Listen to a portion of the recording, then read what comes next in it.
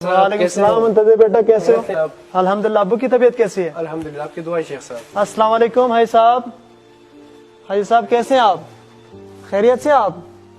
आपकी तबीयत ठीक है? कल से काफी बेहतर है? आइए शेख साहब, आप तशरीफ रखिए, बैठ जाइए, आप तशरीफ रखिए शेख साहब। बहुत बिस्मिल्लाह शुक्रिया। कीजिए। बहुत शुक्रिया। मुंतज़िर बेटा, लाहौर से कब आए? आपको यहाँ पे देख के बड़ी खुशी हो रही है मुझे। आप तो पहले से ही मजहबी रहे। मुंतज़िर बेटा, मुझे उम्मीद है कि आप वोट मुझे ही देंगे और जुल्फ़िकार पर ही ठप्पा लगाएंगे। आप तो शेख साहब हैं, आप भी इलेक्शन लड़ रहे हैं। जी बेटा, इसमें बुरी बात क्या है? शायर मशरक़ अल्लामा इक़बाल ने फरमाया है कि जुदा हो दीन सियासत से तो रह जाती है चंगेज़ी। शेख साहब, वो पूरा शेर मैं आपको सुनाता हूँ। वो शेर इस तरह से है, जलाले पादशाही हो कि जमहूरी तमाशा हो, जुदा हो दीन सियासत से तो रह जाती है चंगेज़ी। इस शेर में अल्लामा इक़बाल ने जमहूरियत और बादशाहत दोनों की मजम्मत की है और निज़ाम इस्लामी के अहया की बात की है। इक़बाल को आपसे ज्यादा मैं समझ सकता हूँ। वो तो आपके अमल से लग रहा है शेख साहब, माशाल्लाह। आप 20 साल ईरान में रहे हैं, आप इमामत पर एतकाद रखते हैं, आपने ईरान में 20 साल इमामत का निसाब पढ़ा है, लेकिन आज यहाँ पर आपको जमहूरियत की तबलीग करते हुए देखकर मुझे बहुत हैरत हो रही है शेख साहब। मुंतज़िर बेटा, आप पढ़े लिखे हो, समझदार हो, आप कौन सी दुनिया में रह रहे हो? ईरान में हर 4 साल बाद इलेक्शन होता है, पता है कि नहीं आपको ये?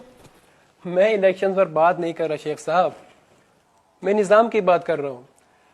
ईरान में निज़ाम इमामत है और वहाँ पर इंतज़ामी अमूर चलाने के लिए इलेक्शंस होते हैं, और यहाँ पर निज़ाम जमहूरियत है और यहाँ इस सिलसिले में इलेक्शन होते हैं। आप भी हमारे मुल्क में निज़ाम इमामत ले आए और बेशक उसके बाद आप भी इलेक्शन लड़े। ऐसी सूरत हाल में जब आप इंतज़ामी अमूर चलाने के लिए इलेक्शन लड़ेंगे तो मैं भी अपना वोट आपको ही दे दूंगा शेख साहब। बेटा, मैं यही तो कह रहा हूँ कि आप अपना वोट मुझे दे दें और एक बार आप मुझे कामयाब करके असेंबली तक पहुंचाएं। असेंबली में मैं शिया के हुकूक की बात करूंगा, कोई तो हो जो वहां पे शियों के हुकूक की बात करने वाला हो।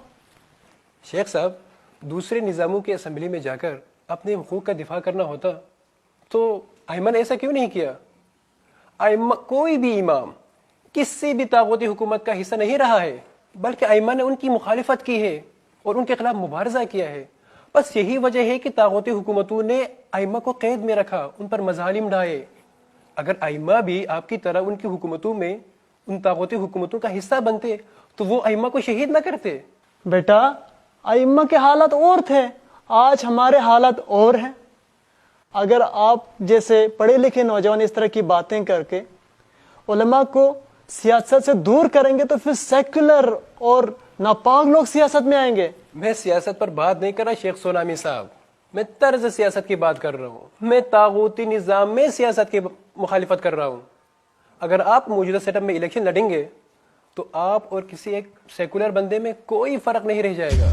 बेटा, आप ये कैसी बातें कर रहे हैं? हाजी साहब, देखें आपके बेटे को, ये कैसी बातें कर रहे हैं? मुझे एक सेकुलर बंदे से मौजूदा कर रहे हैं। आप बैठ जाएं। आप सिर्फ जनाजे पढ़ाने के लिए मौलवियों के पास आते हैं। अगर आप इसी हालत में मर गए तो मैं आपके जनाजे पढ़ने के लिए नहीं आऊंगा। आप गुस्सा ना हो शेख साहब, छोड़िए शेख साहब।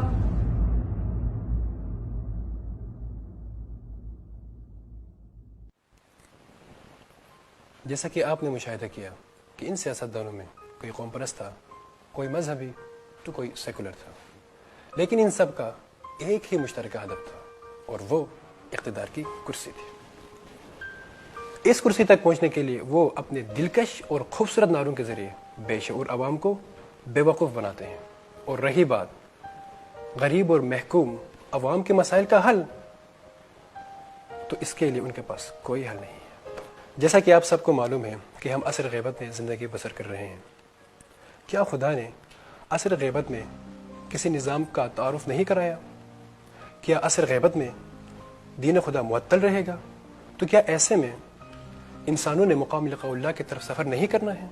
और अगर करना है तो इसके लिए किसी इलाही निज़ाम की ज़रूरत नहीं है, बिल्कुल एक इलाही निज़ाम की ज़रूरत है, और वो निज़ाम इमामत है।